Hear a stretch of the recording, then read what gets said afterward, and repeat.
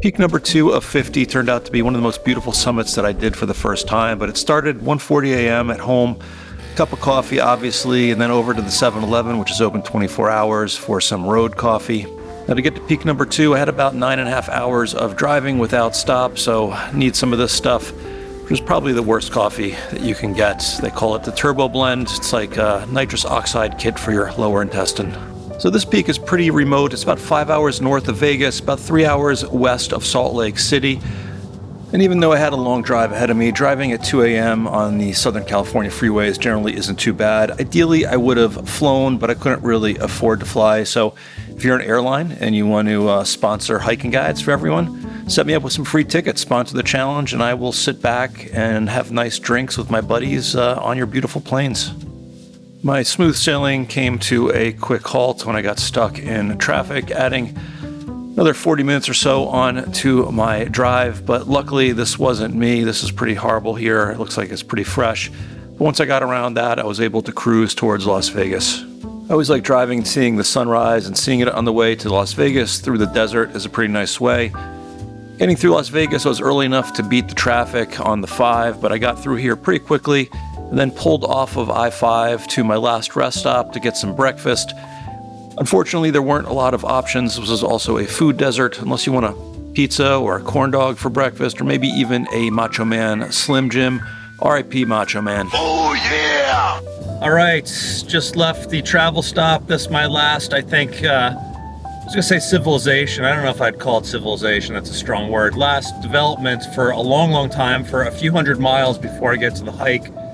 Heading into the desert, heading out of a food desert. I got some lunch and going into the Great Basin, which is a high altitude desert north of the Mojave. And I've got a few hundred miles before I get to the trailhead. And there's not going to be much aside from nature, which I'm cool with. So let's enjoy some of this beauty on the way to the hike.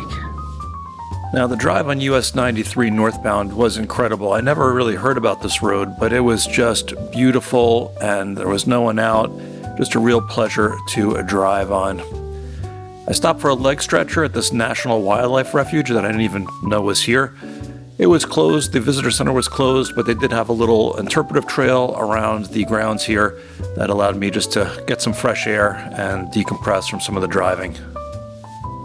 As I got back on the road and pondered the great vastness of the Great Basin here, I remember reading that years ago the MX missile program, a component of it was to hide nuclear missile silos in the Great Basin. The idea being that when the Russians tried to neutralize our missiles, they would shoot them here into the Great Basin away from population centers, and you can really see it driving through here because there's not a lot. I passed through a couple little towns, but in general, there wasn't much in terms of civilization or population aside from some ranches and cows. I did get sucked into another leg stretcher, Cathedral Gorge State Park.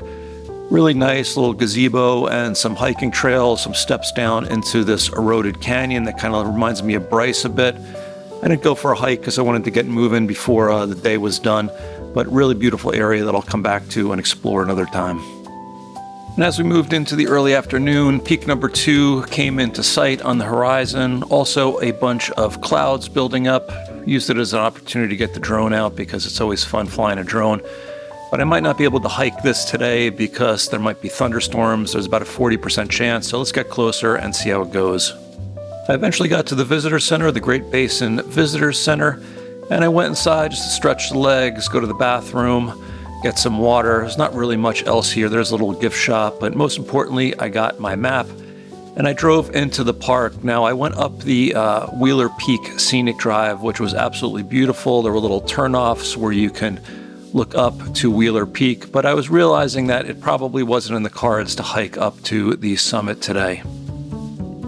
All right, so got up to the trailhead and some thunderheads up here, 10,000 feet, and I decided to do a loop hike first up here, a little 6 mile, I think, I don't know, 1,200 feet of climbing, just to acclimatize, avoid the thunderstorms, then do the peak in the morning. And I already got a warning from the ranger at the trailhead telling me to be careful and all that jazz, but this is the prudent thing to do since I came up from sea level this morning, 10 hours of driving.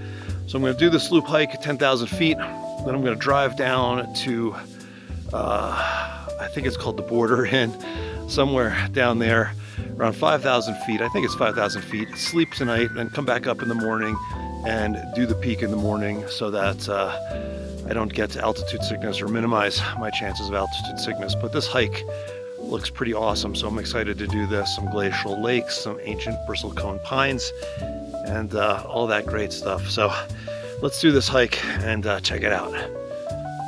Ranger said if you're just going to do one hike in the park, this is the one they'd recommend. Here's Stella Lake, really beautiful in the shadow of Wheeler Peak above. And then from here I went down to Teresa Lake, which is one of the only lakes that's actually fed by a spring, not just glacial melt. Really beautiful hike, and I'll do a guide for this on the site too, so stay tuned for that. Here's how I do a lot of my shots. I'll shoot myself on a nice section of trail. This is the Sony a7S III. It's a different camera than I shared in my hiking video because same sensor, same overall guts and everything, but this has 2 card slots, so I have some redundancy in case one of my memory cards goes bad. I switched to this only for that reason. Otherwise, I like the ZV-E1 better. This also has an EVF, so I can stick my eye in there if it's really bright, which is handy. But anyway. As you continue on, there is an ancient bristlecone pine grove, and it's really well marked. There's a little interpretive display, and these trees are over 3,000 years old, some of them really amazing. And then from here, you go up to what is supposed to be Nevada's only glacier up here in the underneath Wheeler Peak. There's a little interpretive display, then you can pass that and actually hike into the glacial area, and depending obviously on when you're there, walk on some snow, or obviously in the winter this is covered in snow, it's not time to do it, but in the summer and July this is what it looks like. Oh man, so I was going up in that glacial area, got real dark, real windy, heard thunder, saw lightning up by Wheeler Peak there, so I just turned around and hightailed it out of there. But I got the hike done, so it was good. About 6 miles, 10,000 feet. That'll be good prep for tomorrow. And at this point I am starving, but it was crazy. It felt like I was in like some kind of a Nordic myth up there with the lightning and the snow and the mountains and the granite. But I'm done my hike. I got enough for the guide, and beautiful, beautiful area. I'll put a guide for this hike up on the channel as well in a little bit. But let me get back, get to the hotel, try to find a bite to eat, and collapse. There's no lodge or hotels in the park, but there are a bunch of campgrounds. Right now, they are first come, first serve, and when I called the park, they said they would probably be full. But when I got here, there were a bunch of empty ones, weekday in July. Instead, what I did was I booked the closest hotel, which is maybe about 10 minutes away, the Border Inn Casino and Hotel. What a day. I am at the Border Inn on the border of Utah and Nevada. This is Mormon country here. I've heard that there's polygamists who live around here, and it sounds like a lot of work to me. But anyway, I'm at the hotel. It's different. The chains haven't reached this area of the world yet. But very nice. The guy at the front desk was very nice. Unfortunately, the kitchen was closed, so I'm going to eat snacks tonight, and basically going to crash here tonight, and then tomorrow morning get up early before the sun gets out, maybe shoot some dark skies if the clouds are gone, and then do my second peak number 2. Started at sunrise so I don't get caught in thunderstorms later, and see how it goes. But this room is a trip. It's nice. It does the job. I probably could have just camped up at the campsite, but I kind of did this last minute, and I didn't have my camping stuff ready. So here we are. It wasn't expensive, so that's a good thing. One of the fun things about staying here is that you're on the border, so depending on what cell tower your phone connects to, it can either be one time or another, which is a little bit confusing, but had a beer and just kind of forgot about it. I'd gotten up in the middle of the night to do some astrophotography, but it was cloudy out. But by the time the morning rolled around, it was clear, which was good for the hike. Got my stuff loaded and planned on getting up there once the sun was good enough to start shooting some video. But the good news is that it's clear, it's dry. Had a pretty horrible sleep last night. The guys next door were pretty loud, getting drunk. And I don't have real coffee. I have coffee in a can. I'm gonna make it work. But anyway, let's drive up to the trailhead. It's beautiful, it's clear, it's dry out, and I'm looking forward to bagging this summit. The light was so pretty on the drive up that I decided to stop at Mather Overlook. I was a little envious of this camper. Somebody camping here for the night's pretty cool. But this area is probably the best overlook if you want to see Wheeler Peak, and they have these little interpretive displays of the Cirque, and named after Stephen Mather, of course. And there we go. There's Wheeler Peak. That's our destination today. Shortly after that, I got to the summit trailhead. There was only one other person there when I started, and I got myself going.